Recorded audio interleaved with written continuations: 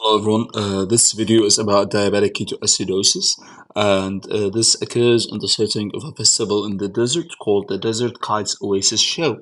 The Desert Kites Oasis, it has similar letters to diabetic ketoacidosis. So Desert Oasis kind of starts with the same letter, ends up with the same, it kind of rhymes with diabetic ketoacidosis, and this will serve to help you remember the association between this video and diabetic ketoacidosis. So let's get started by defining what is DKA and how it happens. Diabetic ketoacidosis when you have increased ketone bodies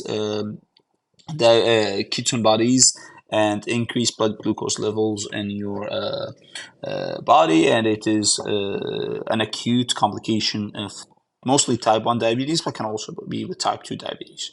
So what is happening? What is the pathophysiology? So you have insulin deficiency, right?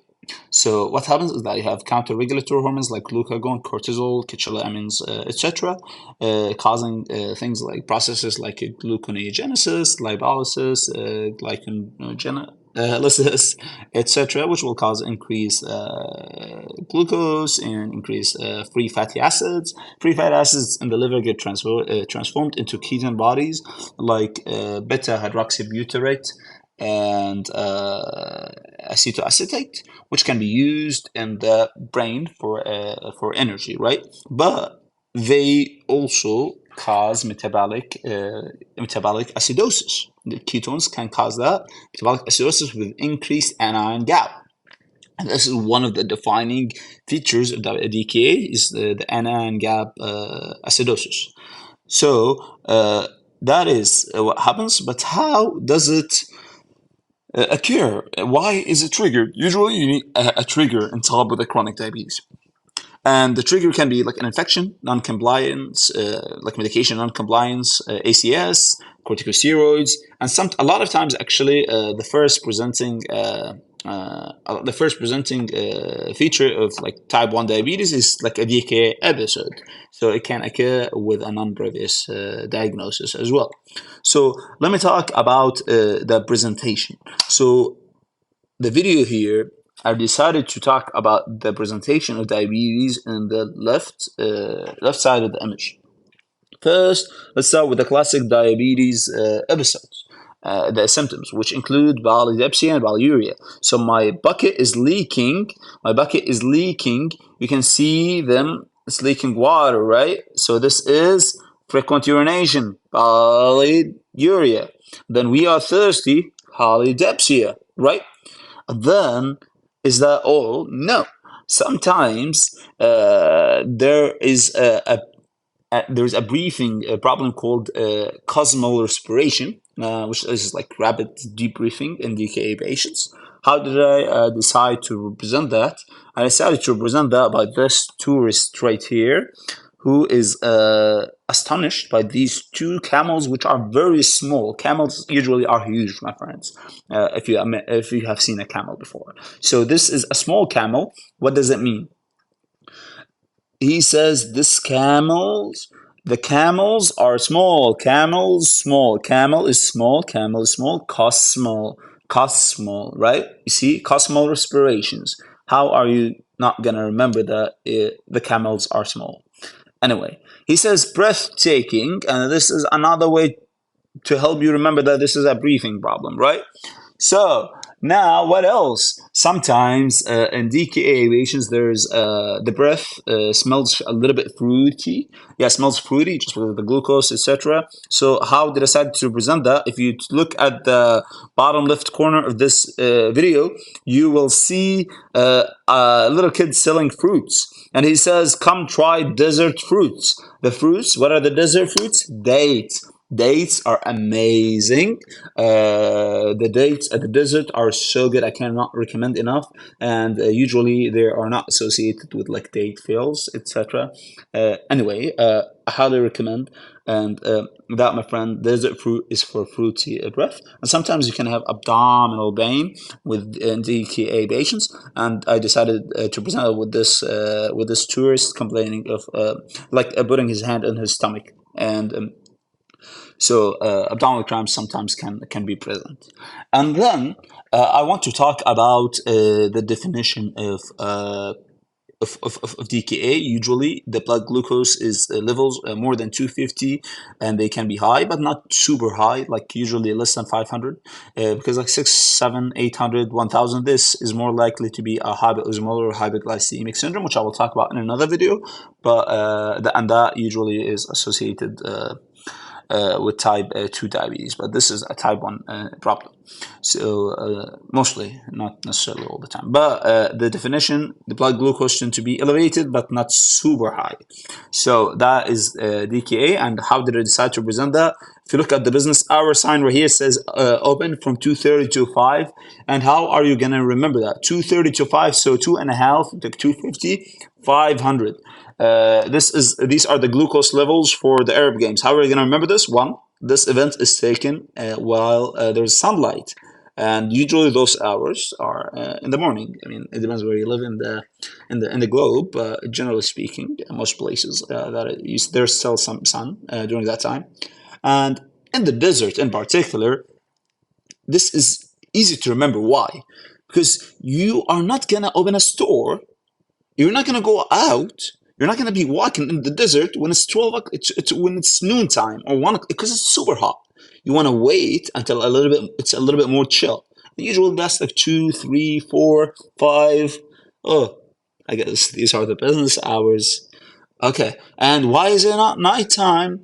Well, I mean, blood glucose are not super high in DKA, but like in the actual video, it's because in nighttime, like it's less safe to open your store when it's dark in the middle of the desert, right? So it makes sense. Then let's talk about the definition of the defining features of DKA. So you are also likely to see, you will see increased ketone bodies. And how did I decide that ketone bodies? I decided to present them with kites.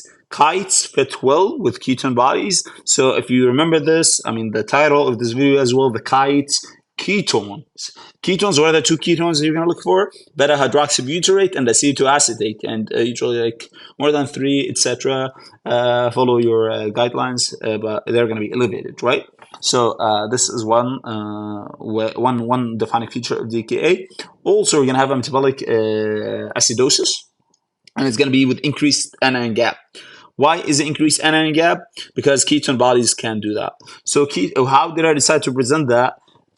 If you look at the middle of the picture, right here, the Arab Games. The Arab Games, because who is going to entertain you in the desert? The Arabs, the Bedouins, right? So Arab Games, look at the initials, AG. AG, what does this mean? It means anion gap. Anion gap more than 12? Well, they only accept participants older than 12. Older than 12 only. And they say it twice to remind you that anion gap is more than 12. So, if you see this, ketone bodies, metabolic acidosis with increased anion gap, and blood glucose levels elevated at these levels with metabolic acidosis like a pH of 7.3, less than that, then you are likely working with DKA. But also, there's one more thing that you can help you as well. Is bicarb. Bicarb tends to be decreased. Metabolic acidosis, usually less than 18. So how did I decide to represent that? Bicarb. Well, the Bedouins are generous people, right? So they are gonna offer you food, but the caveat here is this is actually a tour, and they need to make money, so they are gonna sell you food. And the sign right here, it says buy carbs.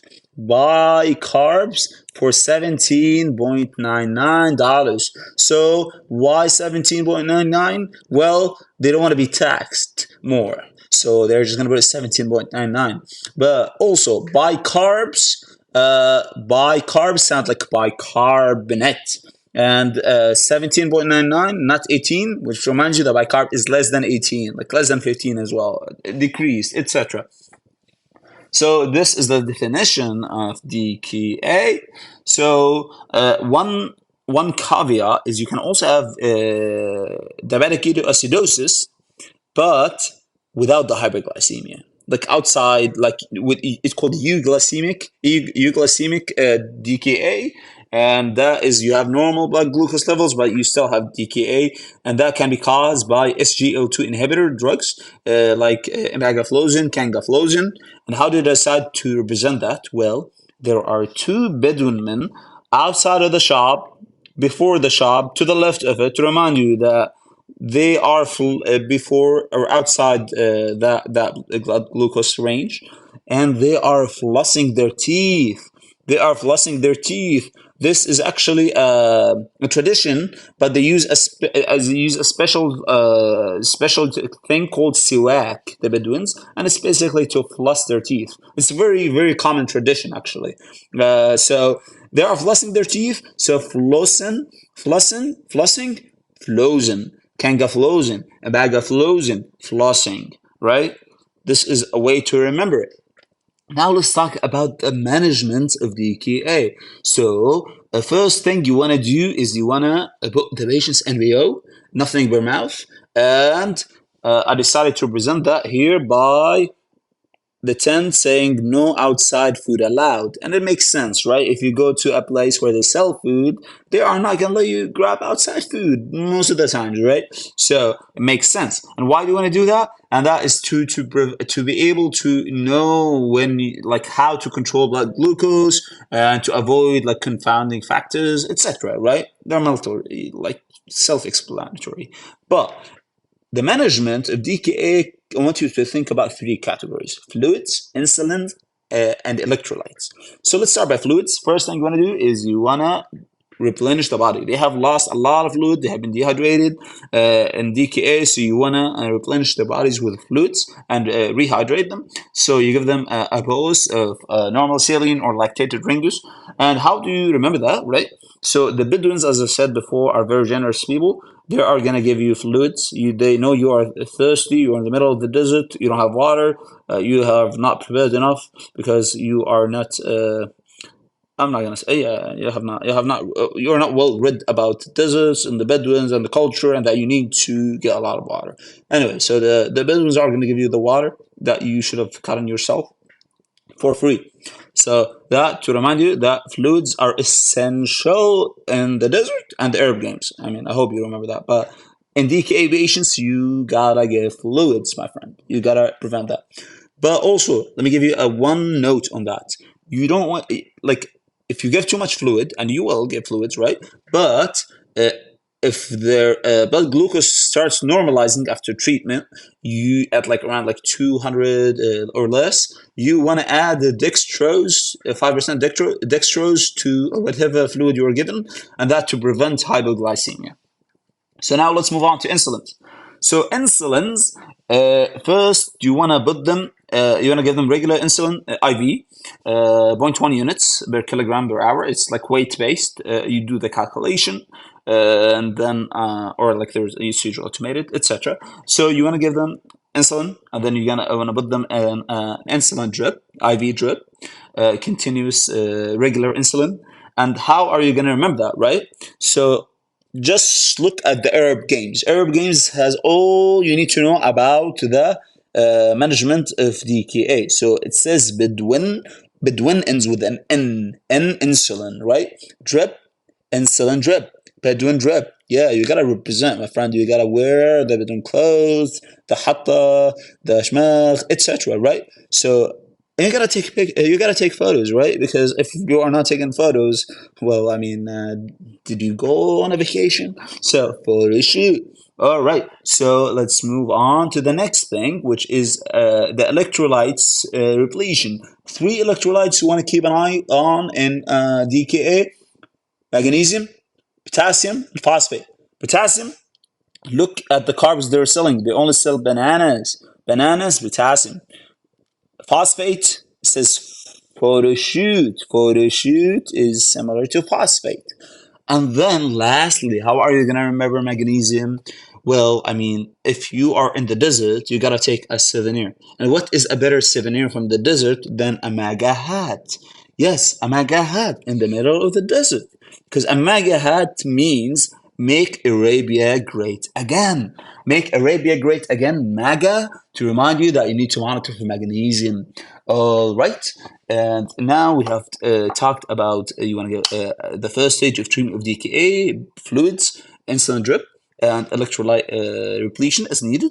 Now, let's say that you have that this shop has closed. The herb games have closed. It's past 5 o'clock, right? You have corrected it, but glucose is less than 250, bicarb is more than 17, everything is corrected. What will you do? Then you want to add subcutaneous insulin. Subcutaneous insulin, things like glargine. And how are you going to remember that? Well, after the shop closes, after 5 o'clock, after what usually comes? Sunset, right? Sunset. Sunset, you go to a sunset cliff. Sunset Cliff. You see the right side of the picture, Sunset Cliff. Get the initials SC, subcutaneous insulin. And then it says another way to remember it, it says take a long nap. Long naps, long actings like glargine can be given as well. And then let the kids slide off the cliff. Let the kids slide. Kids slide. Sliding scale can be added as well. So after around like 1 to 4 hours, depending on which guidelines you're following, you can discontinue the IV insulin drip after starting the subcutaneous insulin for like 2 hours, something like that. All right, thank you everyone. Yeah.